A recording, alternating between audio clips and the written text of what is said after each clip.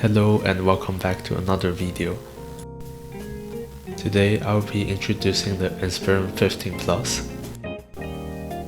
which features an Core i7-11800H, RTX 3050 but only 30W low, and 16GB of DDR4 running at 3200 MHz, and lastly 512GB of SSD. It has a physical switch for camera, and a fairly large trackpad and OK keyboard. Comes with Thunderbolt 4 and a TÜV Line certified panel, which feels really comfortable to see.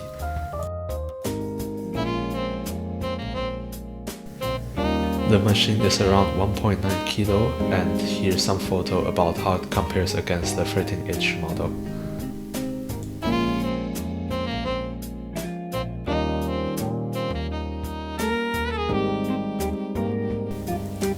Starting with Cinebench R23. With 9,649 points in multi-core and 1,446 points in single-core. This does slightly fall below the average for the i7-11800H, but it's still fairly strong for a thin and light machine like this. It has a mediocre RAM latency, and a thermal for 70 degrees max for the CPU and around 88 for the GPU.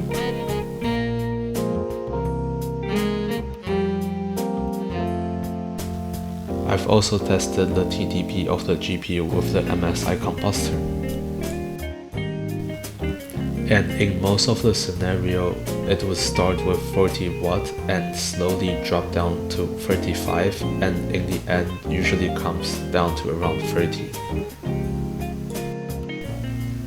The temperature would settle around 88 degrees.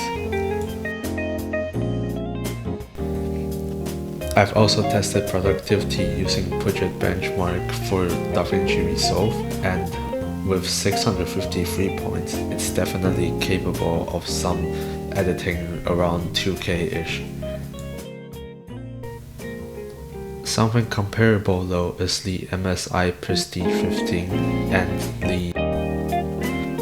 the VivoBook Pro series from Asus. I don't know how much they would differ in terms of performance, but when it comes to panel, there's definitely a huge difference. As mentioned previously, the Inspiron 15 Plus comes with a TÜV Line certified panel, and it also features 100% of sRGB, but it only has a brightness of 300 nits. Hence, I assume the OLED panel from Asus VivoBook Pro series will be a lot better. The XPS 15 does have 12% lead low in terms of performance and editing when compared with the Inspiron 15 Plus, and I assume that's simply because it has a better cooling system.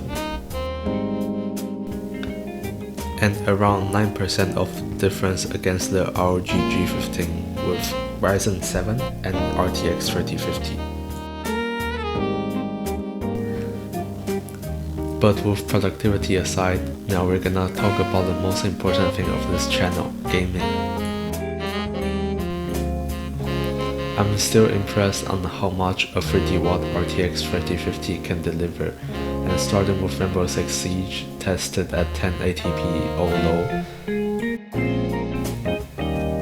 it has an average of 175 FPS, which is way beyond playable.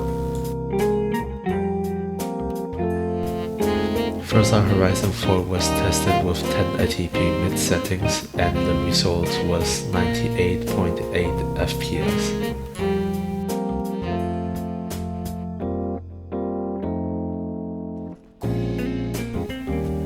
The advantage of having an Intel CPU shows around various CPU heavy games. Such as CSGO, it was able to maintain around 4.2 GHz, and currently, when it comes to laptop CPUs, I still believe that Intel is better in terms of performance. Of course, this will sacrifice a lot of the power for the GPU, that's why it's really hard to balance.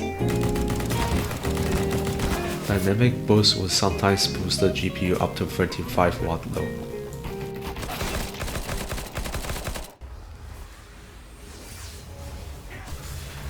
League of Legends is another example of high CPU frequency dependent game. It's actually capable of running at 240 FPS, but I lock it at 144 so I can have a bit more smoothness. And as you can see, the GPU would settle around 1237 MHz with a temperature of 77 degrees. Alpha's moving in the wrong direction. I've also tested other games such as Call of Duty Warzone. With DLSS turned on at 1080p low, it was actually capable of delivering 78 FPS at first, but because of frequency drop, it will slowly lower down to around 60 FPS. I will test with undervolting as well in the future to see if this would help improve the situation of the thermal.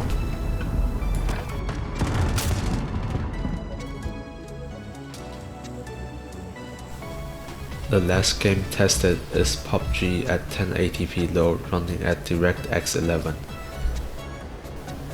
Currently, DirectX 11 still delivers better performance than 12 in PUBG. I turned vertical sync on because this is another game that suffers heavily from frequency drop. Most of the time, the GPU usage is around 70%, and if you have vertical sync turned off, you could keep up to 80 FPS.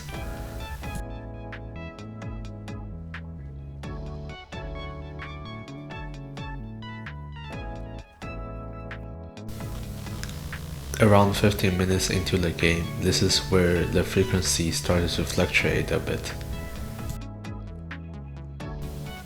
But the CPU usage is only around 20%. So of course there's still some games that I would hope that it has a higher TDP for the GPU rather than the CPU.